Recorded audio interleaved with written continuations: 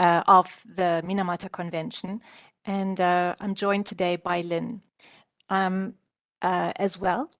Thank you, Lynn. This is Lynn, who works as Program Management Assistant and is intricately involved in many aspects also of national reporting. With that, I see we have quite a few participants with us today. We've had quite a long list of persons wanting to join us, so they might still dial in as we get going today. Of course, this session is recorded as always and will be available afterwards as well for those that may want to watch it again or may want to share it with other colleagues. And all the presentation materials, etc., will also be made available. But with that, let me begin. This is the meeting to talk about the invitation for comments on the indicators for the effectiveness evaluation. Many of you have been accompanying us, have been leading and driving this particular process of putting together all the component pieces for the effectiveness evaluation for the Minamata Convention. And one of those components that is still to be completed is the indicators. And so today, this is the focus of this particular briefing.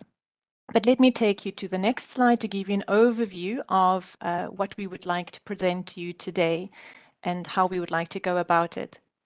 Firstly, COP4 in its decision 411 on the first effectiveness evaluation of the Minamata Convention requested in its paragraph 7 that the Secretariat supports an international process to refine the list of indicators to be used in the effectiveness evaluation process with a view to providing a final list of indicators for the consideration and possible adoption by the Conference of Parties at its 5th meeting. This 5th meeting is set for October, November next year, and so we would like to begin this particular process and have all the input in place to be able to have the documentation ready for your consideration at that meeting. And for that, we've prepared this presentation, which consists of the following chapters, if you will. First, to give you an overview of the decision 411 and to orient you where the indicator work fits with regard to the rest of the decision. Then to give you a small background on the development of the indicators so far. Then to introduce the draft refined list of indicators that has been prepared by the Secretariat and for which we would like to invite your comment. And then also to give you information on the online workspace that we've created for all of the work on indicators. And then, of course, we would like to be available for any clarifications or any other information that you may need or seek in support of your preparation of comments in this regard. The comment period being until the end of January, 31st of January, 2023. And this is also cognizant that many of us break over the end of the year, and we wanted to give you plenty of time to think about this important work. With that, let me dive into the first chapter, and please feel free already to record any questions or any comments in the chat alongside, and we shall try to get to that as we go along. So firstly, to give you an overview of the decision 411 that was passed at COP4 in Bali just a couple of months ago. So the next slide gives you a big overview over the decision. It has 4 preambular paragraphs, which I've not displayed here, and 7 operative paragraphs. For the exact language of all of this, please go to the link that we've included here on the slide. But just to give you a quick reminder, many of you were there, of course, but just to give you a quick reminder, COP4 agreed to begin the first effectiveness evaluation. It decided to adopt a framework for the effectiveness evaluation. It also decided to continue consideration of the effectiveness evaluation group and its terms of reference at the 5th meeting. It established an open-ended scientific group that has already begun work and is rapidly making progress. It requested the Secretariat to support the work of the effectiveness evaluation. And number 6, and it's in gold here because this is the matter for our meeting today, the work on the indicators. And also as 7, it encouraged parties to undertake, continue and expand on their efforts with regard to Article 14, that is capacity building, technical assistance and technology transfer, and Article 19, which concerns monitoring, etc., for the work of Article 22, of course, effectiveness evaluation. I have paraphrased all of the operative paragraphs in black, so do please return to the actual decision for the exact wording. But for our purposes here and with our focus on 6, the wording here is exactly as it is in the decision. So taking you to the next slide, and just to show again, this is the framework that was adopted with its different component parts. And also against, as you can see, a timeline of work, both in terms of work until COP5 and beyond. And this is an Annex A. Again, the link will take you there if you would like to refresh or have access to this particular diagram. And also, just to complete the overview on this decision, the next slide is Annex 2. And here, just a snippet of the terms of reference of the open-ended scientific group. As mentioned, this group is already working well underway, and this particular briefing is not about the work of that group in any way. You can link into that with the link that's provided on this page, which is on the intersessional page in terms of the work of the open-ended scientific group. But as it's part of the overall parcel, just wanted to draw your attention here to this particular annex and the work of this group as well. With that, that would be our first chapter, and we'd like to go into the next chapter of our briefing, which is a background on the development of the indicators for the effectiveness evaluation. And again, knowing that there are so many on the call that have been part of this journey for so long, but there are also some that might have joined us. Let me just refresh that Article 21, which is our article on national reporting, looks at the work of our parties through the lens of implementation, while Article 22, which is the article on effectiveness evaluation, looks at the entire convention in terms of the lens of change over time. This is a slight but important difference between the two articles, but they complement each other and overall are part of making the whole of the convention hopefully reach the objective of the Minamata Convention, which is, of course, to prevent harm of anthropogenic mercury to people and planet. Moving to the next slide. Just a reminder here, of course, the entire overall view of the convention, with which seeks to, on the one hand, keep mercury underground, then also to seeks to reduce the use and presence of mercury in our economy, industry, and society, and of course to reduce the mercury to our environment over time in terms of whether it's ASGM emissions or releases. And in complement to all of this, the convention has enabling and supporting articles as well to give the context within which to do all of this work. And moving on to the next slide. As part of Article 21, there is a regular system set up under the Convention for parties to reflect on and report of their implementation on a 2-year cycle for short reports and on a 4-year cycle for the full reports. The short reports are 4 questions and the full reports are 43 questions.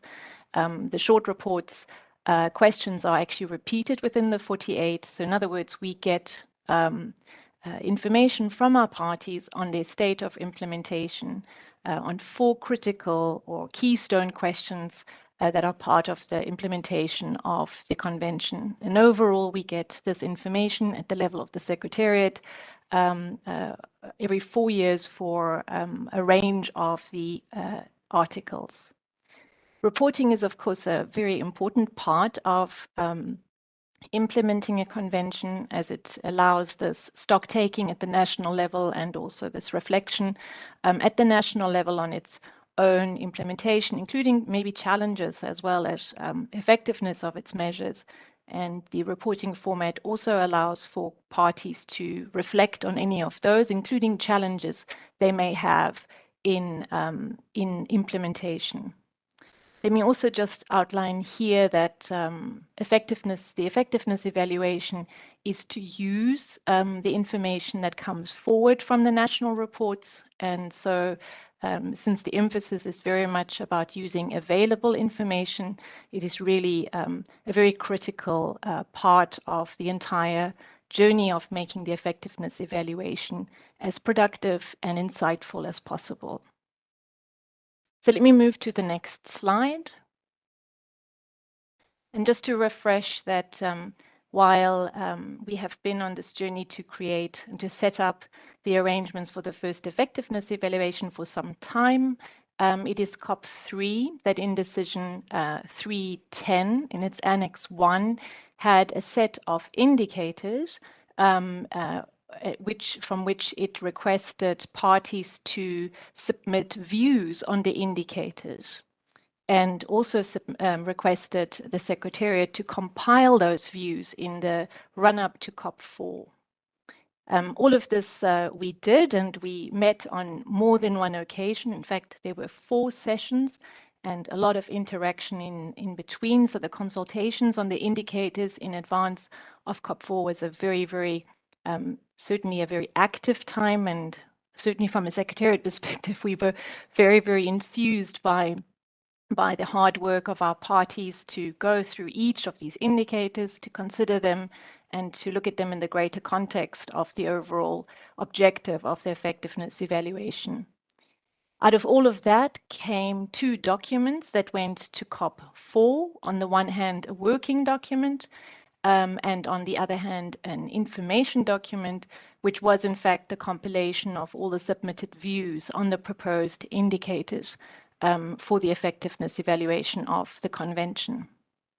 And then in COP4, we have the decision that I outlined earlier, and in there, in paragraph 7, is specifically the next task, and hopefully the final task, which is to refine that list of indicators with the purpose or with the view of providing a final list of indicators for consideration and possible adoption by COP5.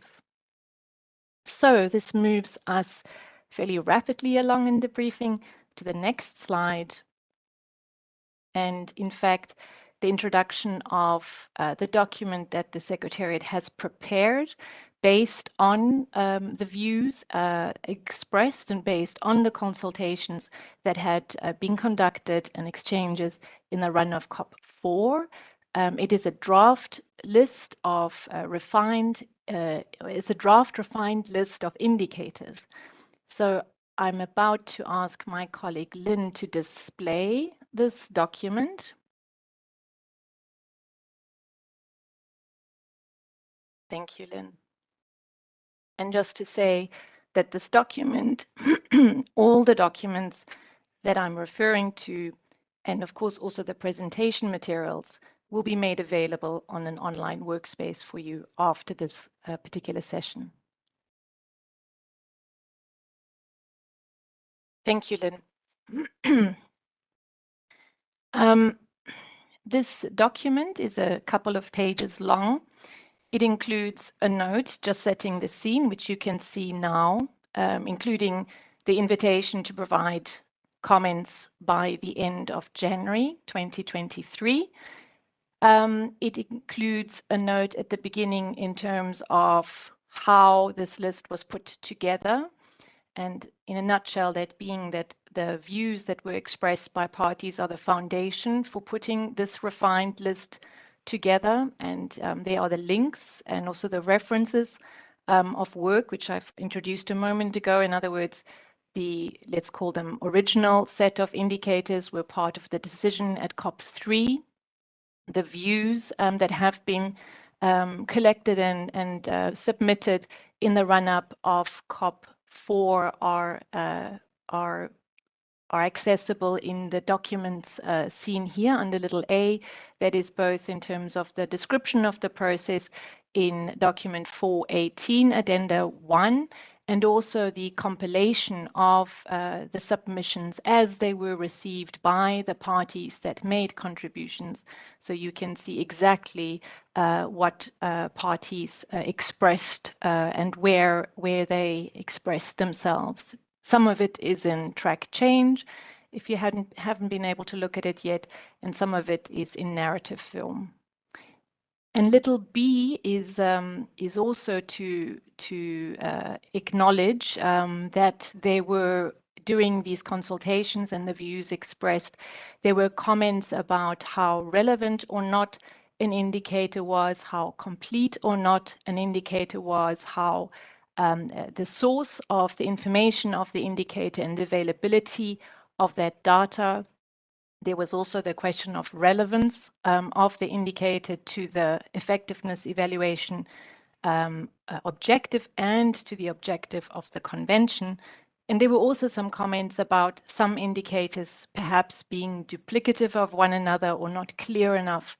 And all of those comments, based on the views that have been expressed, form the basis against which this refined list or draft refined list of comments has been prepared. So that's the first page. The next page, and there's a couple of pages because now, besides the fact that there's a comment area for comments, just to identify who's making the comment, and we might need to get back to you if we would like to check something. You will see there this table of refined list of indicators. And just without going indicator by indicator, I would like to just introduce to you that you will see in what you see here as the second column, the original language of the indicator as we had it at COP3. And then the refined formulation of the indicator is the third column. And in this column, you will see sometimes a blue or a red when either something was taken out or something was rewritten or is suggested to be rewritten based on the views expressed and on the comments made in the interim. This is really the column to draw your attention to, and whether this meets the expectations of the parties with regard to the indicators that are necessary for the effectiveness evaluation process. There's also a column on the source of information of the indicator.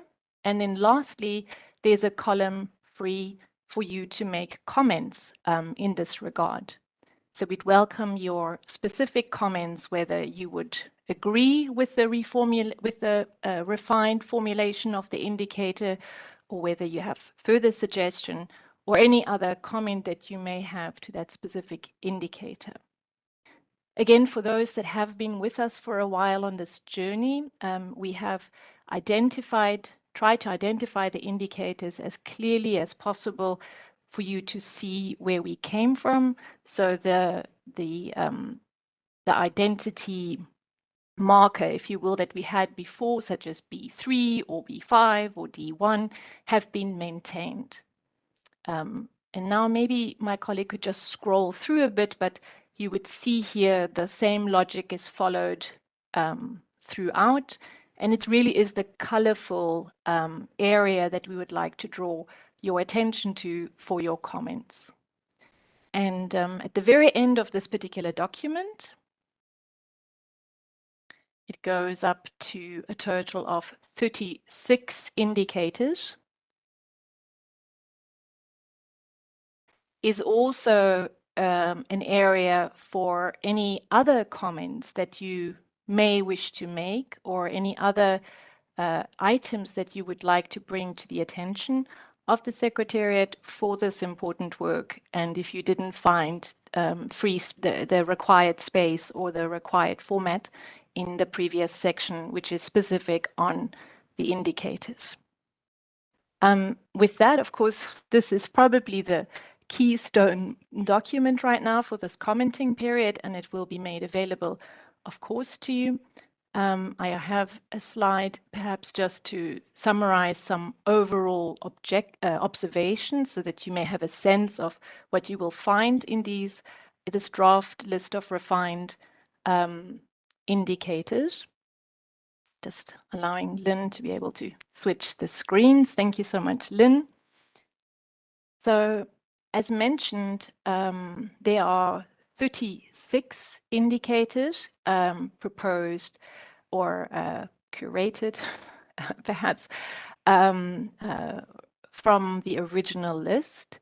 And here are 6 comments, perhaps observations, just to situate them, especially for those that have been with us, they might see exactly where these comments come from. From others, I can explain that we were trying to take into consideration as many of the views that has been expressed, both positive views for a particular indicators, but perhaps also some concerns about it. So firstly, that the indicators in this draft refined list use Article 21 reporting as a source for information.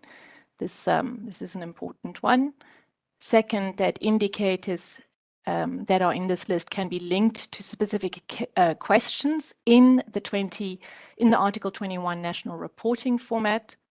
The only one, there are 2 that cannot be linked, and that's not that makes sense because it is actually the actual reporting rate of countries. So we don't answer that inside the reporting format, but we as Secretariat have that knowledge, of course, who all has handed in their national reports.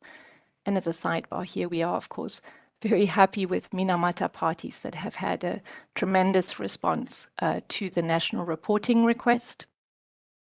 Thirdly, this is a shorter list than the original list, but I'd like to stress that it is a list that incorporates the views expressed in the submissions and during the exchanges and consultations, including the requests for simplification, avoidance of duplication, focus on relevance of the indicator as a tool for the effectiveness evaluation process, and also the objective of the convention.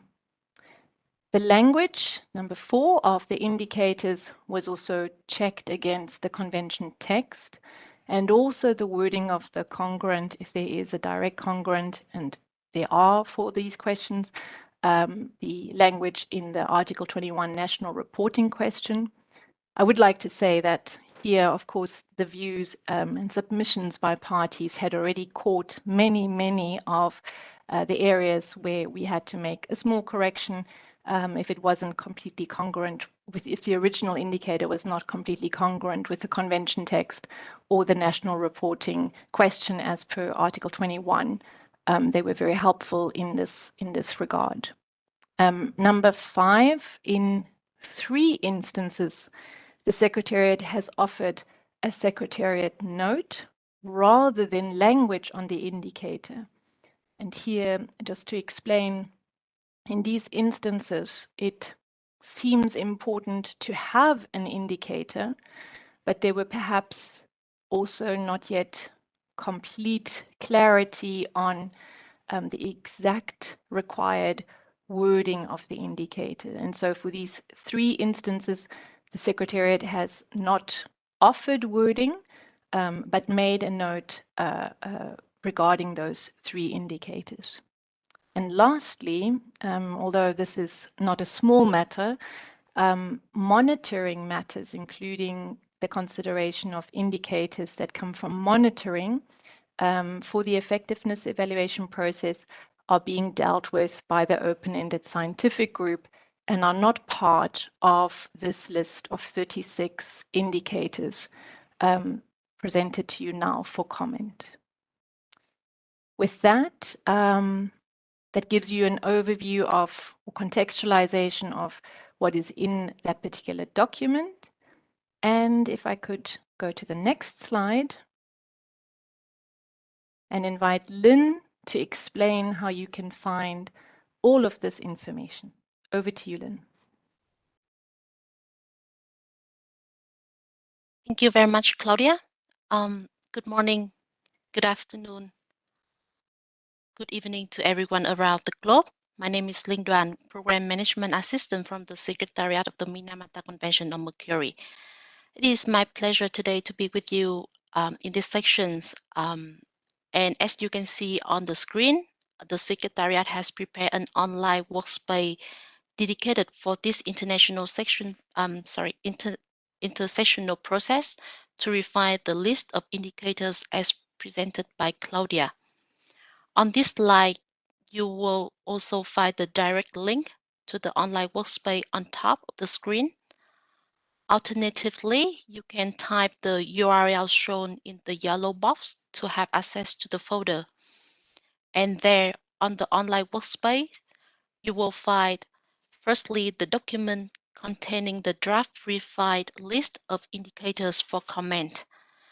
This is the document on which the Secretariat hopes to receive your comments and reflections on the draft refined list of indicators. Secondly, you will also find the background folder, which contains all documents as listed in the box on the right-hand side of the screen, namely COP3 Decisions MC3/10, where you can find the original list of indicators, COP4 Decisions MC4/11 on the first effectiveness evaluation of the Minamata Convention, setting out the work on indicators between COP4 and COP5, and also included here for your overview on the overall effectiveness evaluation process. COP4 pre-section working documents 18 at 1 on indicators. These were presented to COP4 as you may recall. COP4 pre-section information document Inf 11 containing the compilation of views to the indicators set out in decisions MC3/10.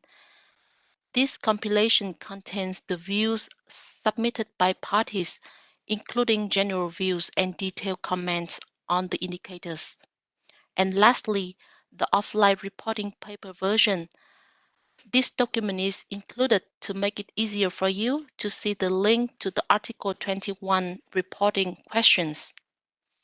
As Claudia mentioned, the deadline for comments to reach the Secretariat is Tuesday, 31st January 2023.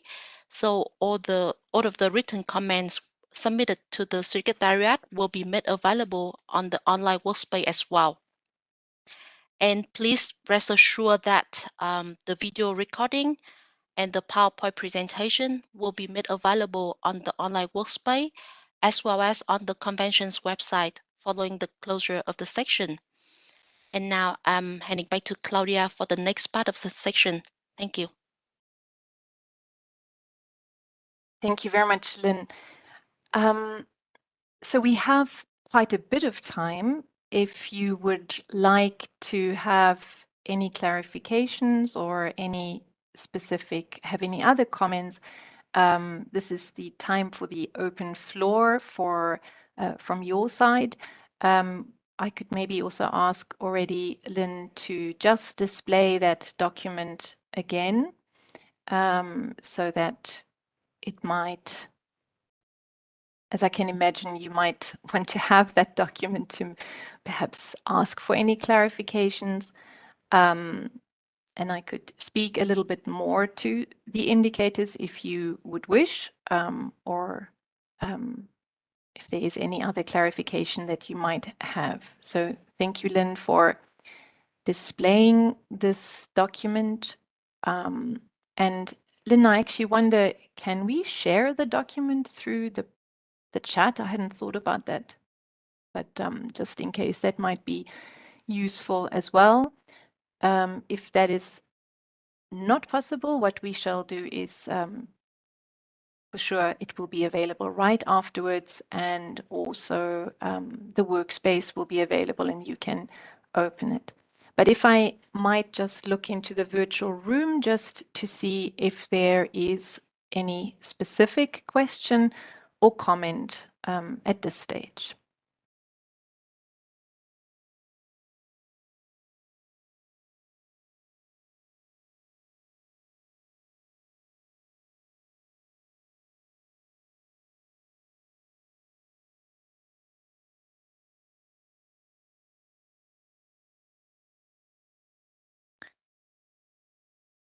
maybe hopefully the presentation was clear enough to give you an overview of the process forward.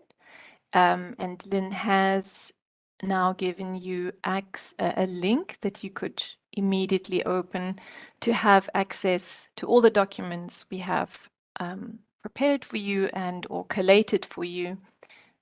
Just to reiterate that there is the decision from COP3 is an important one to look at because it contains in its Annex 1 the wording of the original, if I may put it that way, indicators, the ones that parties and others worked on between COP3 and COP4, and the two documents that went to COP4, especially the information document, gives you a very extensive view of the comments that were prepared and reflections that were prepared by parties, many of them very specific reflections on indicators.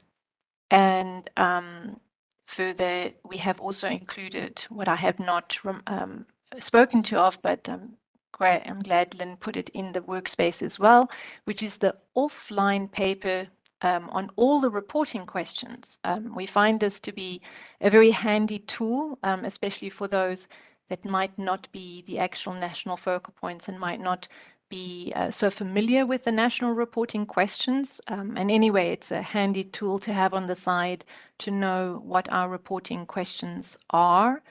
That a particular document is certainly always at our own side when we are working on national reports.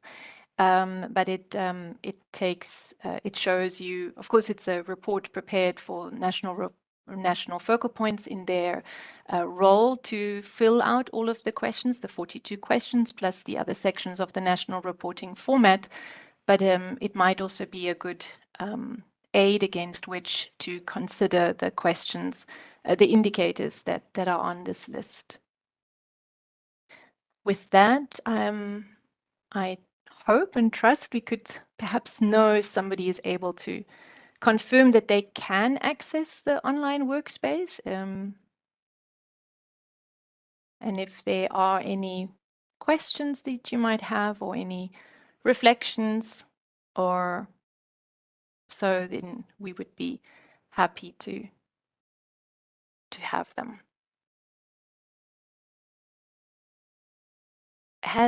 May I just ask, has anybody been able to access the workspace? I think there's a way to. Super. Okay. Yes. Okay, great. It seems to be working in parts around the world. This is terrific. Super. I see replies from Europe, from up and down in Europe, and from Latin America, from Canada. Yes, this is okay. Perfect. I thank you. I hope also so it works. Online interaction works. Yeah. We realized that probably you might not have any questions right away, and we would be extremely happy to receive any follow-up questions that you may have or follow-up comments. And again, just to say, we realize that it is the end of the year and there's a lot of work probably on everybody's table as we are all rushing to do as much work as possible in the new normal, that we hope that the end of January deadline might be helping you as well to take the time that you may need and order it in with your own colleagues to be able to go through this list. But if in the meantime you would like to reach out to the Secretariat in any way, please feel free to do so. We are just an email or phone call away. I do see that somebody said the invitation for comments. So the actual document, Lynn, I wonder if you could you actually display, Lynn, the online workspace? That might be the easiest way to go.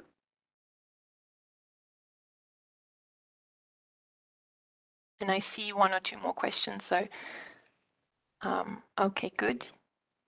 I see somebody found the document they were looking for, but just, oh, we might have to increase that a little bit in size, but you should be finding this. And there are two folders which give you background information. Lynn, would you like to? Yeah. Oh, thanks. Here are the documents that we talked about earlier that you might want to have handy as background information. So that's the one folder. And the other folder does not have any files yet, but that's because it will contain our file today, the recording. It will contain the PowerPoint that we presented, etc. So please just wait for this one to be filled after the session. And then the document that's in the main area, that is this. Yes, thank you, Lynn, for showing. That is the keystone document we would like you to look at, because that is the document where we would hope to collect your comments on. I see a question about, are the indicators reflecting both the mandatory and voluntary aspects of the convention? So let me perhaps make a distinction between the mandatory and supplemental questions in the national reporting format, because it is the questions of the national reporting format that have been identified as a source of information for the effectiveness evaluation committee, effectiveness evaluation process, I beg your pardon. So rather than whether the indicators reflect aspects, whether mandatory or not, of the convention, the indicators reflect all of the mandatory questions in the national, almost all of the mandatory questions in the reporting format. I say almost all because there are two under emissions and two under releases for which no indicator was ever identified, and both of those questions are more the future-facing questions on emissions. But there are also some questions in the reporting format that were deemed, or that are deemed, supplemental. And just thinking that maybe one supplemental question would also serve as information source for the indicators proposed. But let me just, Irina, let me just make a differentiation. I don't know if this is what you meant to ask, but let me just make a differentiation between the indicators, the work of the indicators where we are now after 2 or 4 years, depending how we look at it, in terms of ensuring this final list that the COP can agree on for the purposes of the effectiveness evaluation, versus all the questions and other items that parties would supply on their implementation status, which is separate from, although linked with, but separate from the effectiveness evaluation. In other words, everything that a party has decided to be part of, a country has decided to be part of, by being part of the Minamata Convention, it would need to report on under Article 21, regardless.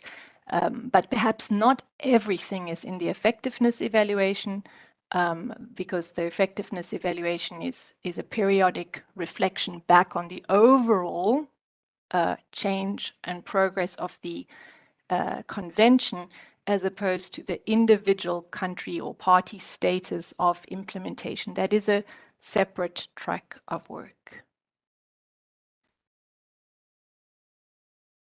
Let me just see if there are any other questions or any other requests that I might see. And I'm happy to know that you appear to be able to access this information. If there is, thank you, Rina. If there is any other information that you might come across that is not in the online space, working space, that you may need or so, please do let us know as a Secretariat, because we shall be happy to try to help in that regard. So if I may just use, if there are no specific other questions for the invitation to comment now on the indicators for the effectiveness, there are some. Let me just allow them to come through. Let me just see just a minute. Thank you, dear colleagues. Toshi from Japan. May I read the comment? I will read the comment.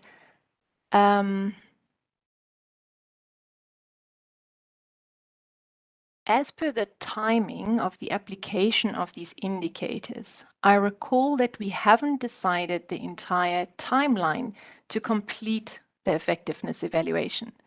The information available from Article 21 reports will be either from 2021 reports or 2025 reports or both, depending on the timing of the exercise. Could you clarify this point to help us consider the comments in January? Thank you actually for this question. This is quite an important one. May I ask Lynn to display the overall timeline, the slide where we show the national reporting timeline against the COP timeline to help on situating this question. So firstly, it's true that in the decision, while the decision at COP4 identified or agreed by the COP agreed to begin the effectiveness evaluation, it has not concluded when to conclude the first effective evaluation by. So this is indeed some work that would presumably be completed at COP5. So it's indeed true that we don't know the full time span yet, at least the end time span of the first effectiveness evaluation. When it comes to the reports and the availability of information, I'd like to make just a small clarification and distinction about the reporting periods of the reports. We have had, and you could see it here on the slide, in December 2019, we had short reports submitted, but their reporting period was from the entry into force of the convention, that is 16th of August 2017, until 31st of December 18. And then the full reports that were submitted in December 21 were for the period 17 to December 31st December 2020. And indeed, looking forward, if we are now looking at COP5, which you can see on that timeline is going to be held at the last week of October here in Geneva, that the next and then COP6, presumably 2 years after, keeping the same cycle, so that would be in 2025. It is indeed that there are 2 sets of full report data that would be available.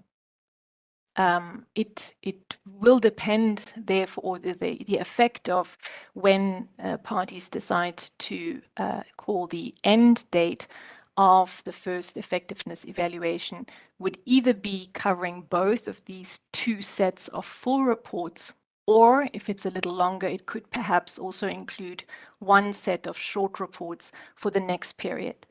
I have not put the next short report period in here yet, but the next short reports would be for the reporting period 1st of January 2025 onwards for 2 years until the 31st of December 2026.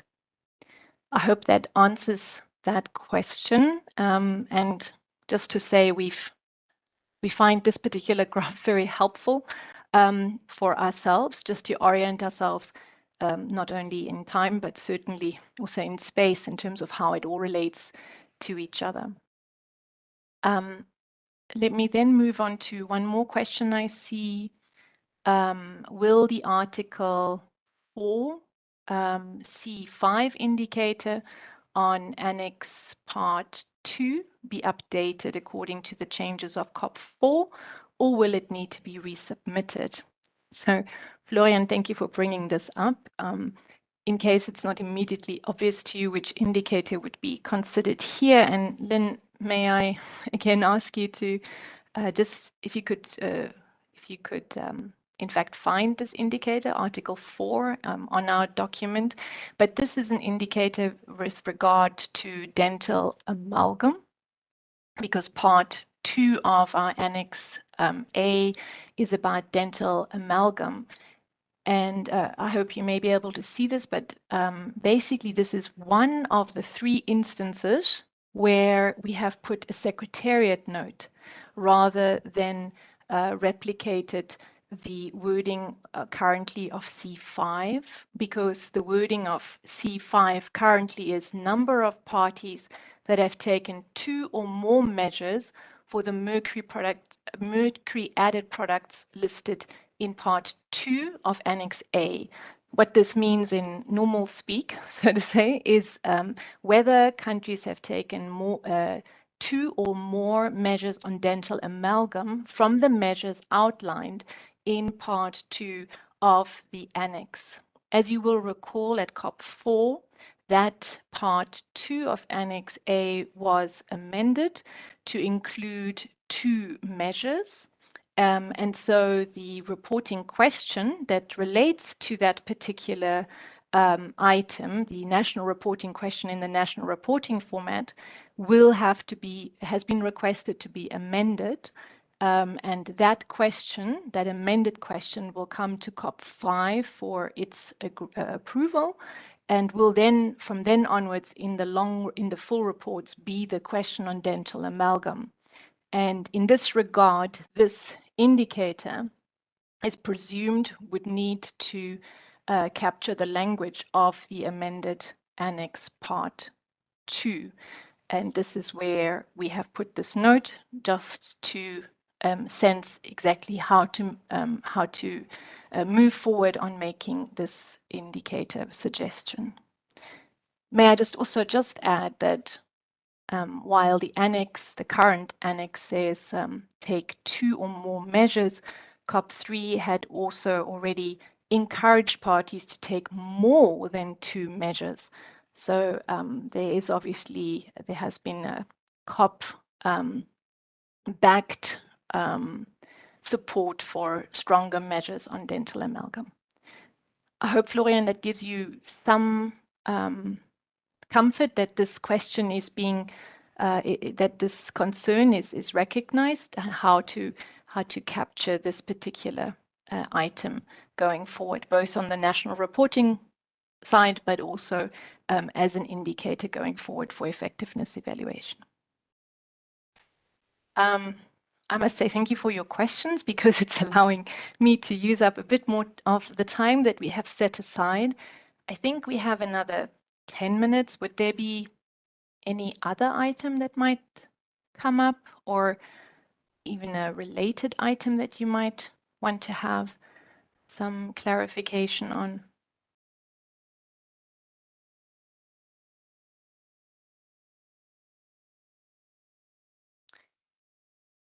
If not, I would perhaps like to move on to the last slide, although if something still comes up, do put it in the chat.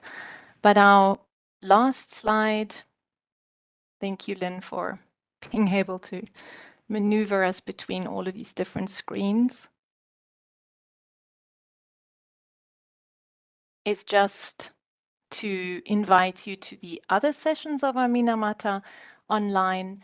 As you can see here, we are in November, and so we have already concluded a couple of the Minamata online sessions. We have, as always, the Mercury Science stream, the implementation review and support stream, and also a COP5 preparation stream. And just to explain, we have called this phase 1, in other words, everything we are doing this year, but then the part as we are ramping up preparations for the COP, we will launch a phase 2 also cognizant then, or more cognizant then, about the specific needs that our parties and others may have in terms of information that we could share as a secretariat and any other matters. So do look out for a program a bit later next year, also for our Minamata phase 2, but there the focus is much more, of course, than on COP5 preparation. But if you've missed any of the other sessions and would like to return to those, as always, you can see all of the recordings and presentation materials of the open sessions. There are 2 closed sessions, but if you would be interested in being part of this work, let me just advertise a bit that we are also holding consultations with both stakeholders and parties on the Gender Action Plan. That was one of the decisions of COP4. And so some of you, of course, were there already. I do recall seeing you there yesterday. Thank you very much for coming. But for others, if you haven't put your focal point forward yet, please do reach out to the Secretariat if this is still part of, if you would like to be part of that. And otherwise, I think I have now used up all your time and would like to just thank you for being with us, staying with us on this long journey, taking care of all the little details that we need to make Minamata history. So thank you for all of that, and let me release you a bit earlier to all of your other responsibilities, or just to have a small break before the rest goes. On behalf of Lynn, if I can just ask Lynn perhaps to put a camera on, and may I, if my colleagues Pablo and Anna are there too, if I can just ask them to put down their cameras, because I'm always assisted by many colleagues and it's nice to be able to show them off. But there's Pablo and Anna. I think there's Pablo too. I currently don't see Pablo, but he's right there and helping, making sure that all the work on the back end goes and all the work on the website goes so that it's accessible to you. Thank you very much to all of you, and we look forward to seeing you again in person or in virtual mode at the next opportunity. Bye bye and keep well.